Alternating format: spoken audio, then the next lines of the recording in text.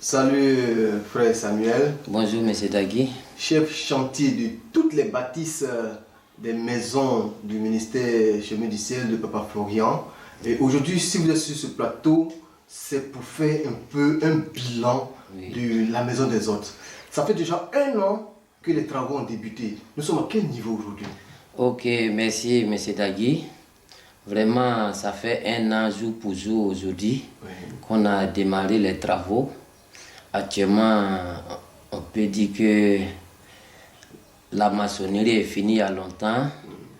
Le carrelage reste un peu à terminer. Le staff est fini.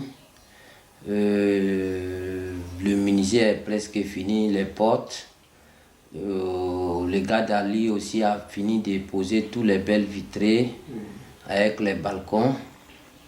Donc aujourd'hui les travaux sont tellement avancés. Donc en termes de pourcentage, on dira quoi? Nous sommes à combien de pourcents? En termes de pourcentage, on peut dire qu'on est peut-être à 70%. 70% de la fin des travaux. Ouais. Donc une estimation pour la fin des travaux? Une estimation passée, le chantier est donné pour 2 ans, donc on a. Donc si on a fait la moitié 1 an, il reste encore 1 an pour achever. Voilà.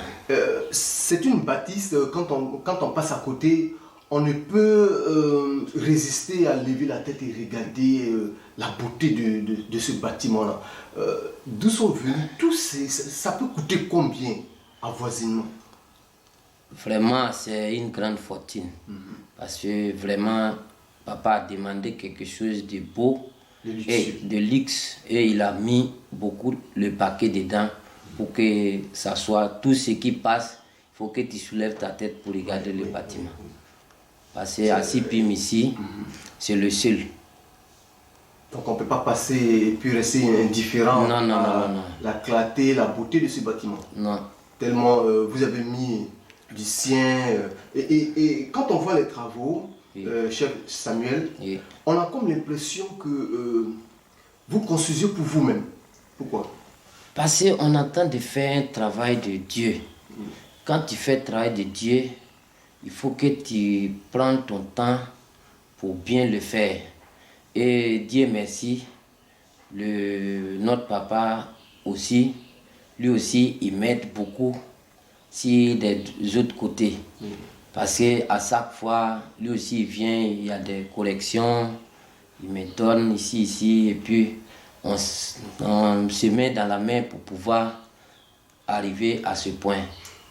Donc vous avez mis tout votre cœur là-dedans, comme si c'était votre propre maison, pour bâtir la maison des autres. Donc qu'est-ce qu'on réserve encore de beau pour ceux qui viendront faire quelques séjours là?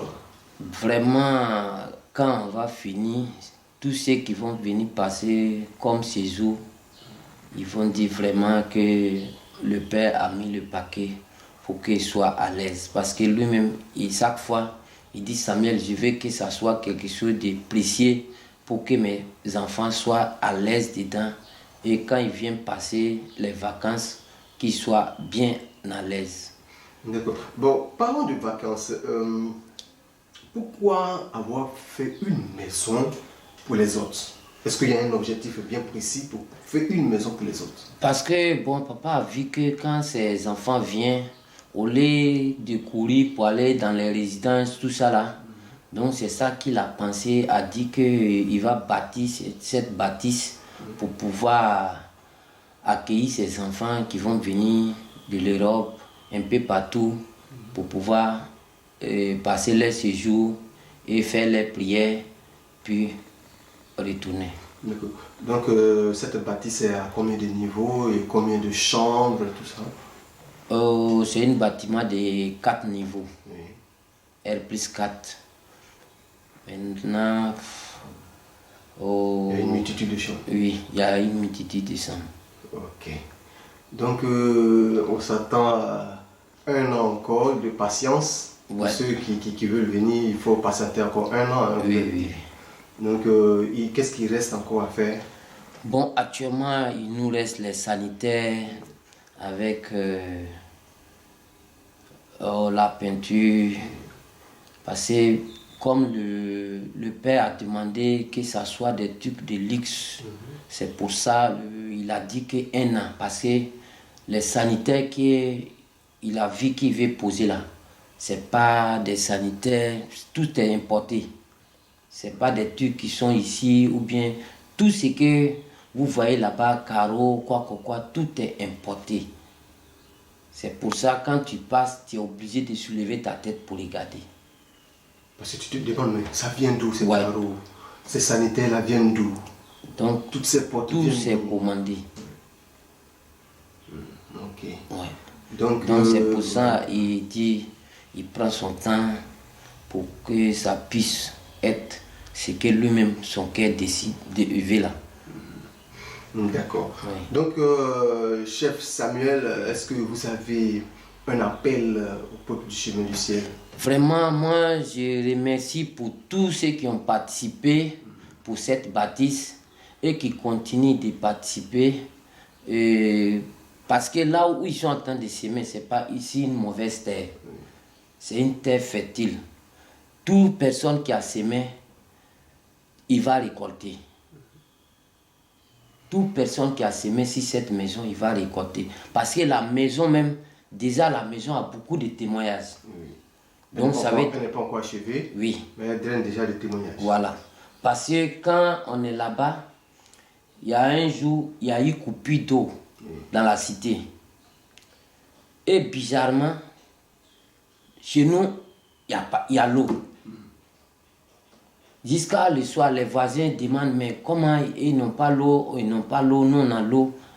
J'étais obligé même de ravitailler les voisins qui étaient à côté de l'eau. Alors que toute la cité, il y avait coupure d'eau. Mais chez nous, il y avait l'eau. Donc, il faut savoir que c'est vraiment, c'est une maison de Dieu qu'on entend de bâtir. Donc, tu ne peux pas venir passer un séjour dans cette maison et retourner façon que tu es venu. Forcé, tu vas retourner avec une grâce. D'accord. Ouais. Donc, chef Samuel, oui. Que la grâce de Dieu vous accompagne aussi amen, dans amen, frère cette œuvre-là. Merci.